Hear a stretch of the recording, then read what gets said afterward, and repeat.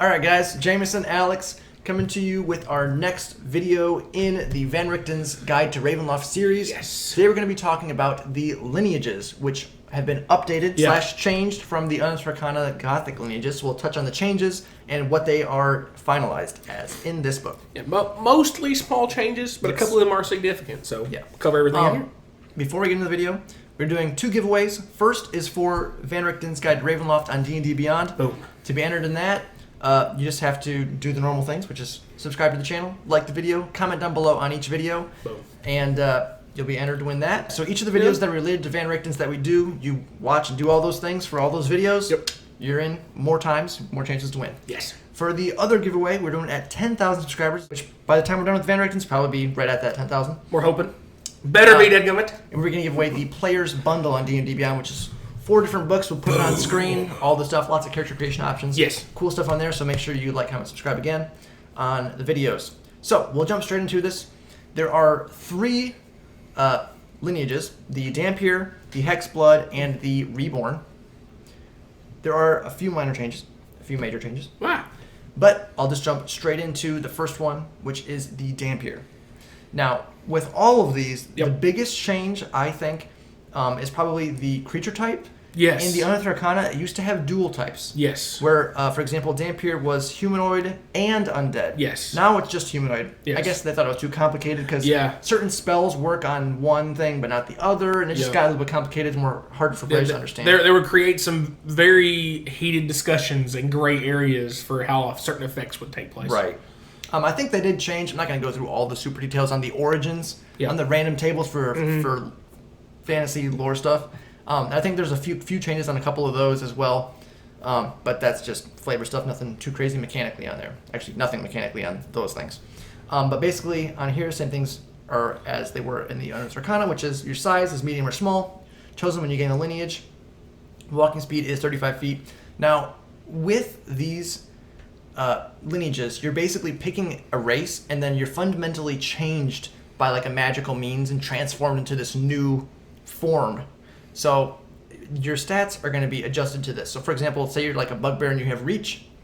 You take a Dhampir, you don't got reach anymore. Right. Okay, you're forfeiting those base class or base race abilities for these new lineage abilities.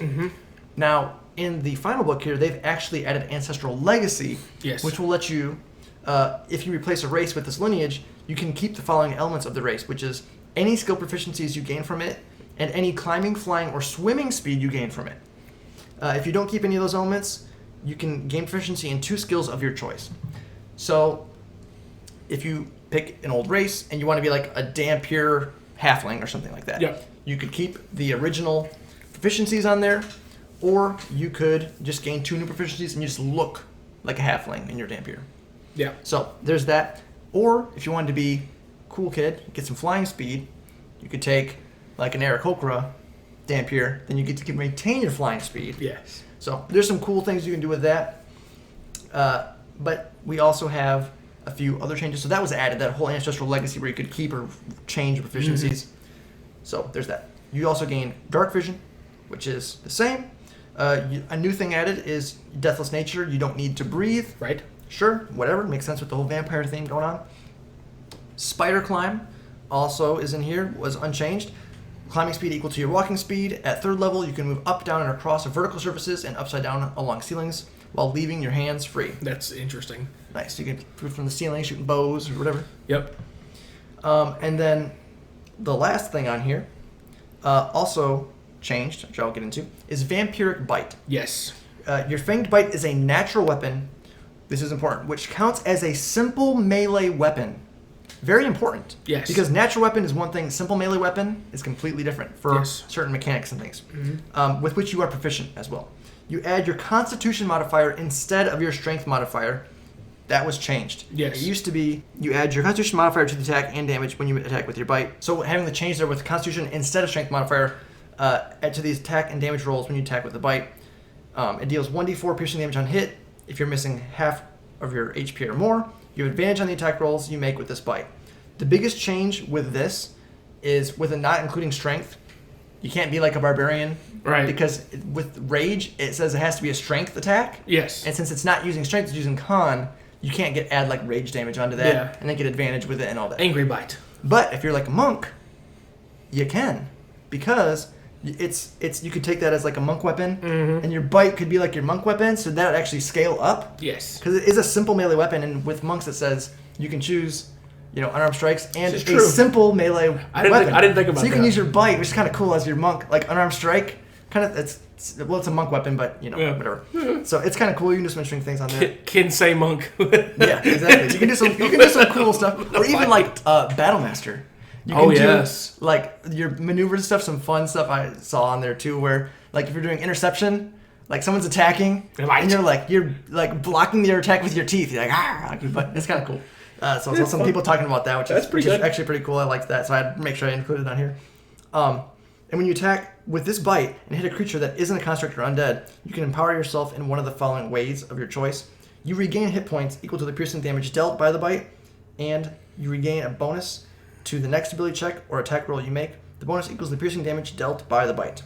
You can empower your bite number of times equal to proficiency bonus, regaining all expended uses on a long rest. So you can choose one of those two. I think a Dhampir or vampiric biting monk is a really cool concept. Yeah. So something to keep in mind on there.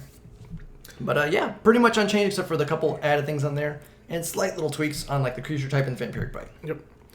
Next up is the Hexblood, which is the hag-like lineage, as it specifies, and you are an heir of hags. Was that?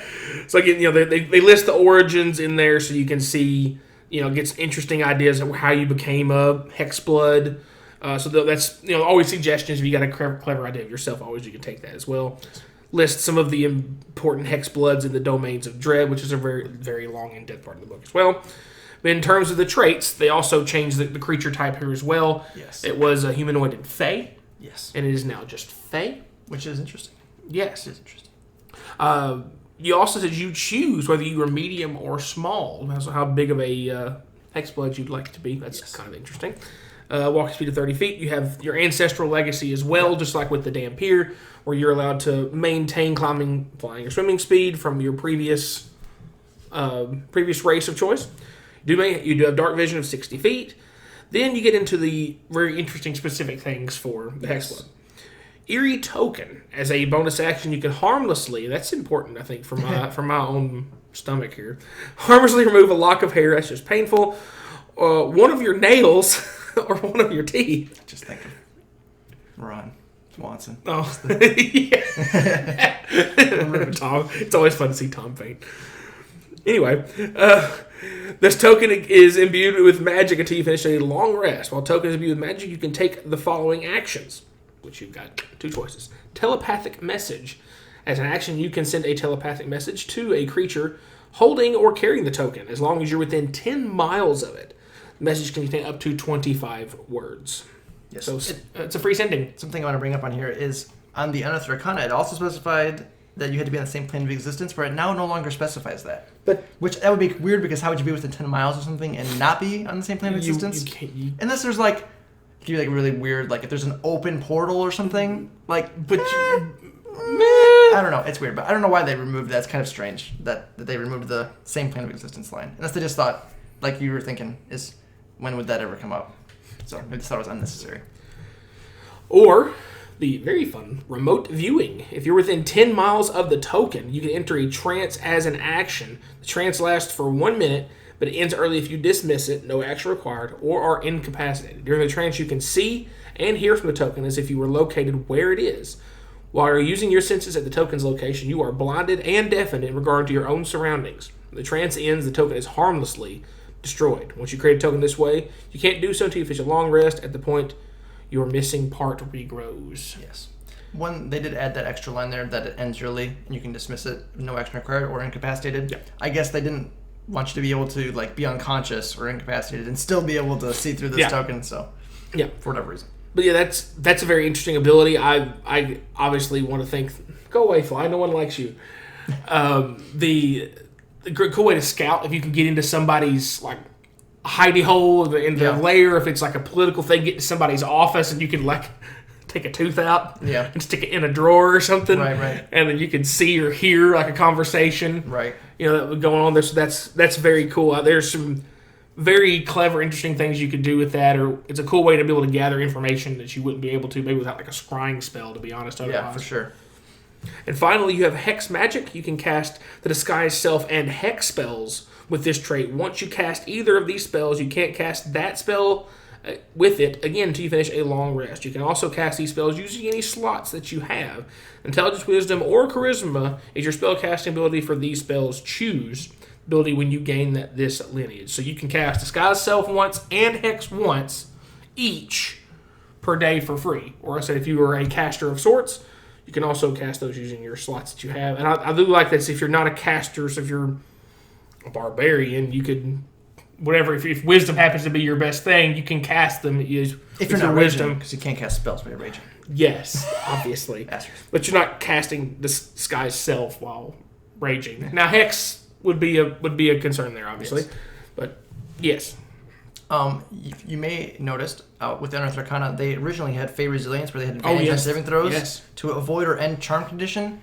They got rid of that, so that is no longer a thing. So small nerf. Yeah, just a little bit on there to the Hexblood on these.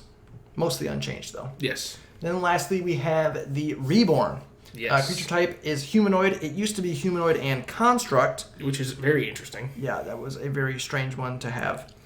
Or undead. It could be a construct or undead. Right. But, and then depending whether you went zombie or you've been like re-embodied into a robot. Right. Walking speed is 30 feet. Size medium or small again. Same deal on here. Ancestral Legacy, same thing. You regain the climbing, swimming, or flying speed, and the 2 proficiencies, or 2 new ones if you want. Yep. Deathless Nature, untouched, and with that ability, you have escaped death, gaining the following benefits. You have advantage on saving throws against disease and being poisoned, and resistance to poison damage. You have advantage on death saving throws. You don't need to eat, drink, or breathe, and you don't need to sleep, and magic can't put you to sleep. You can finish a long rest in 4 hours if you spend those hours in an inactive, motionless state during which you retain consciousness. So that is unchanged. And then knowledge from the past. You temporarily remember glimpses of the past, perhaps faded memories from ages ago or a previous life. When make an ability check that uses a skill, you can roll a d6 immediately after seeing the number rolled on the d20. That's new. And add the number on the d6 to the check. You can use this feature a number of times to do proficiency bonus and regain all expended uses when you finish a long rest. So before, you had to decide ahead of time if you were going to add the d6. Right. Now you can see what you get and then add after the fact the d6, which is actually huge because you can only do it a number of times you can do the proficiency bonus. So being able to decide when you want to use that is much nicer than having to just guess to do that. But yeah, that is all of the lineages, mostly untouched. Again, the changes with the dual types and the extra Ancestral Legacy things are nice. Yep. A few changes on here. I believe on here, yes, Reborn originally did have Dark Vision, and that is gone. Now they do not. So yeah, so that's the only other change. Which is interesting, but yeah, I guess the other two do have Dark Vision. This one doesn't. Yeah. So those are the major things on there, mostly untouched. A few little things here and there. Definitely still very interesting and thematic, especially for this kind of setting. I do love the Ancestral Legacy that it's brought in this way, so it does let you kind of blend races for flavor as well. Yeah, for sure. Vampiric Dragonborn Cleric. Yes. Now, keep in mind, you're going to give up your original race features. Like like Alex just said, if you take a Dragonborn, you're not going to get your breath weapon and all this stuff. Right. You forego all of those things minus your proficiency bonus, 2 of the proficiency bonuses, and movement and stuff. the movement stuff. Other than that, you're only getting, because I saw some people on some stuff commenting and saying, I'm going to make a changeling or a dragonborn Dhampir, and you're like, then I have my breath weapon and I can shapeshift. It's like, no, you don't get to keep all that. You're replacing it for these new things. Yes. So something to keep in mind. If that might be a little confusing, just to clarify that. Yeah. But definitely some cool, interesting options on here. Really like some of these for sure, and a nice little way to mix up some new flavor for this type of setting. Yeah. It's very the setting thing I think is important. You're getting some extra race choices that would fit in with this Ravenloft kind of horror survival kind of a setting that aren't necessarily traditional like fantasy tropes. You can argue maybe the vampires and hags are kind of fantasy tropes, but not. They're definitely more toward the horror genre than traditional fantasy is. All right, guys. Well, we'll wrap it up there. If you enjoyed the video, please remember to like, subscribe, hit the bell notifications so when new videos are coming out. Let us know your thoughts in the comments down below. Always love to read those. And as always, thanks for watching.